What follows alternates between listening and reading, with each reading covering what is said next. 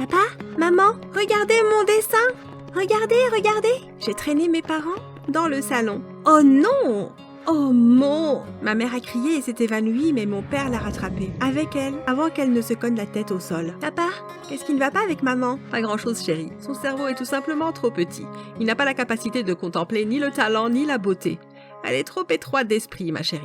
Mais toi, oh toi, tu es le talent même et je suis fière de toi. Fais un gros câlin à papa.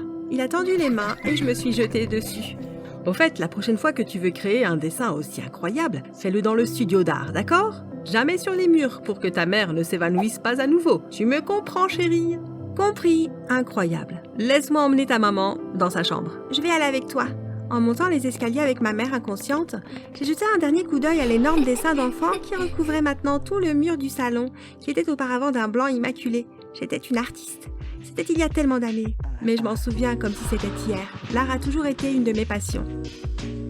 Et lorsque mon père a remarqué que j'avais un penchant pour le dessin et la peinture, il a immédiatement fait installer un studio d'art pour moi. Alors que mon père aimait tout ce que je créais, que ce soit un point ou un coup de pinceau, ma mère comprenait mal et détestait mes créations. Ce n'est pas comme si je pouvais l'admirer de toute façon. Ma mère était ce qu'on appelle une femme trophée. Elle était belle et c'est tout. Mon père était un homme d'affaires international qui s'occupait de différentes choses, dont l'art. Et il avait donc l'œil pour ça, suffisamment pour savoir que j'étais spéciale. Aimez cette vidéo et abonnez-vous immédiatement à notre chaîne si vous voulez avoir une personne qui vous soutienne dans votre vie.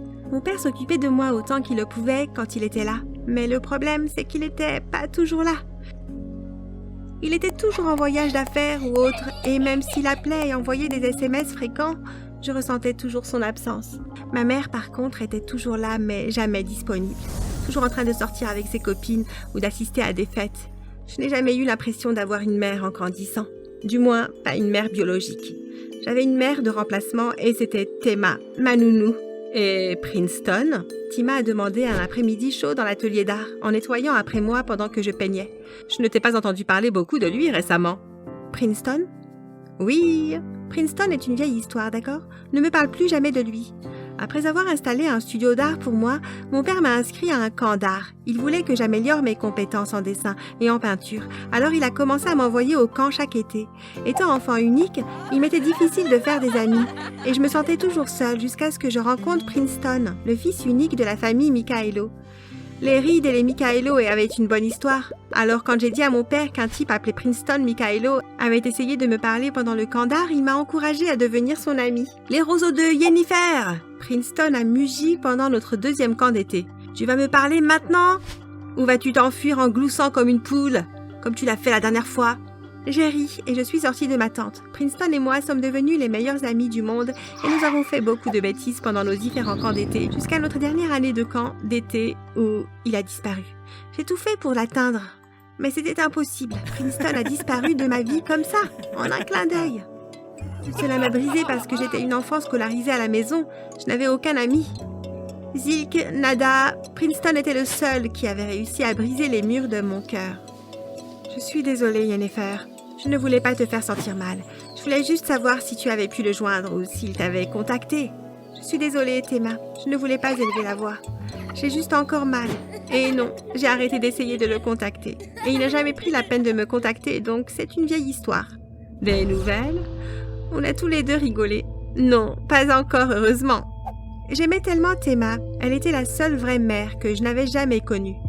C'était quelques semaines avant mon 18e anniversaire et mon père était sur le point de voyager à nouveau. « Papa, tu voyages encore? Tu m'as promis de m'emmener à la galerie de ton ami pour qu'il puisse voir certaines de mes pièces et les présenter. Et maintenant, tu veux partir? Pas question! » Chérie, allez, ce n'est pas la première fois que je voyage. Je serai de retour avant ton anniversaire et je tiendrai ma promesse. Alors pour l'instant, continue à créer, d'accord? Fais des chefs-d'œuvre pour faire sauter le cerveau de mon ami. Il a rigolé. Je ne sais pas pourquoi, mais il y a quelque chose qui cloche. Peux-tu reporter ton voyage? Voyage après mon anniversaire, s'il te plaît. Oh chérie, mais c'est un voyage important. Il déterminera notre avenir. Je suis désolée, mais je dois y aller. Je ne manquerai pas ton anniversaire, je te le promets. Pour la première fois, en 13 ans, j'ai pleuré en regardant mon père partir. Je ne voulais pas qu'il voyage, pour une raison quelconque. J'ai ressenti une tristesse inexplicable quand il a fermé la porte derrière lui. C'était presque comme si je savais qu'il ne franchirait plus jamais ces portes avec ses deux jambes. Madame Reed a roulé des yeux et s'est éloignée. Elle m'a trouvée pathétique et je me suis demandé comment nous pouvions être liés. Pendant les semaines qui ont suivi, je me suis lancée dans la création de chefs-d'œuvre pour que mon père puisse les montrer à son ami à son retour. Mais chaque fois que je prenais le pinceau, mon estomac commençait à se retourner, mon cœur à battre vite et j'avais peur. Mon corps savait que quelque chose de terrible allait se produire, mais mon cerveau refusait de l'accepter. J'ai ignoré mon inquiétude et créé les meilleurs dessins possibles. Mon anniversaire est arrivé et je n'ai pas pris la peine d'organiser une fête malgré les efforts de Madame Reed pour me convaincre de le faire. Tout ce qui l'intéressait, c'était le luxe et la fête. Elle prenait n'importe quelle excuse pour inviter ses amis à une fête, mais je n'allais pas lui donner cette satisfaction. Je n'avais pas d'amis à inviter pour une fête, alors quel était le besoin? Tout ce que je voulais, c'était mon père, mon beau, mon adorable, mon parfait papa. Je me suis habillée et j'ai attendu avec excitation le retour de mon père. Toutes mes toiles étaient rangées et emballées juste à côté de moi. C'était le matin quand j'ai commencé à attendre et j'avais attendu jusqu'au soir, mais je n'avais aucune nouvelle de mon père. Il ne répondait plus à ses appels. Qu'est-ce qui aurait pu se passer? J'ai parlé avec lui ce matin, il doit aller bien, non? La sonnette a finalement retenti et j'ai couru joyeusement vers la porte. Mais la personne qui attendait derrière la porte n'était ni mon père, ni son chauffeur. Je suis désolée pour cette terrible nouvelle. Je savais ce qu'il allait dire avant qu'il ne le dise. Je m'en doutais depuis le début, mais ça m'a fait encore plus mal quand j'ai découvert que ça s'était passé à quelques mètres de notre maison familiale. Je ne sais pas pourquoi il roulait si vite. Je suppose qu'il se dépêchait de rentrer chez lui, pour une raison quelconque.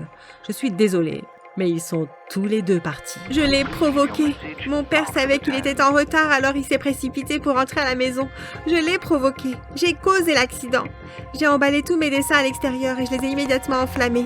Si mon art est devenu la fin de mon père et de son chauffeur, alors peut-être qu'il deviendra ma fin aussi.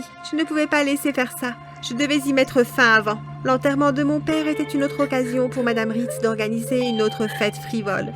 Je ne pense pas qu'elle se souciait beaucoup de la mort de son mari. Tout ce qu'elle voulait, c'était une fête parfaite. Elle n'a même pas pris la peine de me consoler lorsque je pleurais mon père. Elle a totalement ignoré mon existence. Heureusement, Tima était là. Tima a toujours été là pour moi. L'enterrement s'est achevé et c'était l'heure de la lecture du testament. Mon cher père a laissé des sommes importantes pour notre personnel domestique et le reste m'a été légué. Malheureusement, je n'ai pas pu y accéder avant mes 21 ans. Jusque-là, ma mère biologique contrôlait tout et avait reçu l'ordre de s'occuper de moi jusqu'à mes 21 ans et après. Je trouvais bizarre que mon père doive appeler mère biologique. Mais je n'en tenais pas compte. En partant pour l'université, Théma m'a offert un journal. Je sais que tu aimes dessiner. Je sais que c'est comme ça que tu t'exprimes. N'arrête pas. Si tu n'as pas d'autre endroit pour te défouler, utilise ce journal.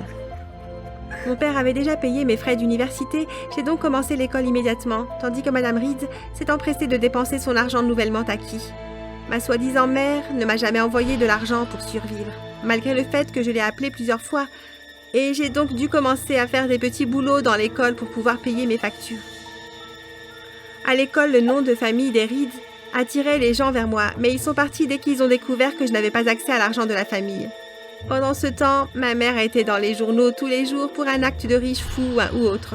Elle savait que l'entreprise de mon père était en train de couler, mais elle n'a rien fait pour y remédier et elle s'en fichait pas mal non plus. Théma est venue passer un peu de temps avec moi à l'école et en faisant le ménage, elle a trouvé le journal qu'elle m'avait acheté auparavant.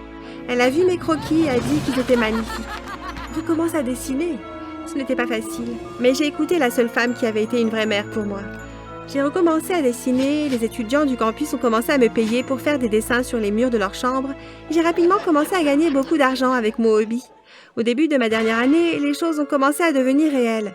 Le peu d'argent que j'avais utilisé pour survivre grâce à mon art et à mes petits boulots ne pouvait plus me faire vivre. J'avais besoin de l'argent de ma mère, mais elle m'évitait partout. J'avais 21 ans, mais ma mère a trouvé une faille dans le testament et a travaillé avec l'avocat pour restreindre l'accès à l'argent de mon père jusqu'à mes 25 ans en raison d'un comportement immature. Je savais qu'il n'y aurait plus d'argent ni de société à ce moment-là et que je devais faire quelque chose immédiatement, mais je ne savais pas quoi faire. Pendant ce temps, Théma m'a envoyé l'adresse d'une galerie qui devait ouvrir prochainement. Elle était proche de mon école et elle m'a encouragée à y présenter certaines de mes œuvres. J'ai continué, mais le propriétaire n'était jamais là pour examiner mes pièces. Un jour, je suis retournée vérifier et je suis tombée sur Princeton. Il s'est avéré qu'il était le propriétaire de la galerie. J'ai donc obtenu les meilleures places pour leur soirée d'ouverture et beaucoup de mes pièces ont été achetées pour 100 fois leur prix habituel. Après avoir repris contact avec Princeton, il s'est excusé de m'avoir fait faux bond et nous avons commencé à sortir ensemble pendant que Théma continuait à me taquiner. Princeton a dit qu'il avait quelque chose de spécial à me montrer lors de la deuxième soirée d'ouverture de la galerie et Théma a anticipé une proposition. Je me suis habillée ce soir-là et je suis allée à la galerie. Princeton m'a pris la main et m'a accompagnée à son bureau où nous avons rencontré une dame. Yennefer, voici ma femme Miranda. Miranda, rencontre Yennefer, ma petite amie. C'est quoi ce bordel? J'ai couru pendant que Princeton me poursuivait. Apparemment, il dirigeait un mariage polygame et voulait que je sois sa seconde épouse. Je me suis mise à pleurer de façon incontrôlable et j'ai couru vers Théma et m'a consolée comme d'habitude. Après ce douloureux chagrin d'amour, j'ai décidé de me concentrer pour aider l'entreprise de mon père à prospérer et à sauver son patrimoine. J'ai demandé conseil à Théma, qui par coïncidence était devenue ma colocataire permanente. Eh bien, ton père a bien dit mère biologique dans son testament. Ouais, c'était étrange. Mon Dieu, comment puis-je te dire ça? Madame Reed n'est pas ta mère biologique. Quoi? C'est compliqué. Ta mère, je veux dire, Madame Reed ne pouvait pas avoir d'enfant, alors elle a engagé une pauvre femme pour avoir un enfant pour elle. Elle n'a jamais rencontré cette femme, mais ton père l'a fait avant de la payer et de la forcer à signer un contrat de non-divulgation. Qui est cette femme et comment le savez-vous? Tu vois, le truc c'est que la femme ne pouvait pas supporter d'être aussi loin de sa fille. Alors elle a convaincu ton père de l'engager comme nounou. Tu es ma mère biologique? Oui. Est-ce que Monsieur Reed est mon père biologique? Oui. Il m'a fallu peu de temps pour surmonter la blessure et pardonner à Théma parce que je l'aimais tellement. Armée de cette nouvelle révélation, j'ai sauvé l'entreprise et l'argent de mon père et changé ma vie et celle de Théma pour le mieux.